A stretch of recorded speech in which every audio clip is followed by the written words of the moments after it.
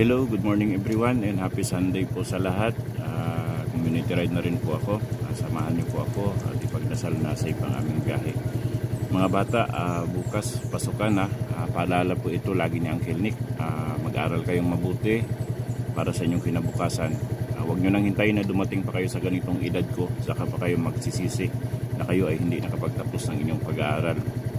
Ako mga bata, ulitin ko, laki ang pagsisisi ko na ako hindi nakapagtapos sa aking pag-aaral dahil ngayon ko lang naramdaman ang hirap ng buhay nung nagkapamilya na ako. Ingat kayo palagi, sanay na sa mabuti kayong kalagayan, lalong-lalo na po yung mga tatay na kagaya kong isang tricycle driver. Mga bata, sikapin nyo para po hindi kayo mahirapan pagdating ng panahon. Hindi habang panahon malakas kami, kaya namin humawak ng manumbela.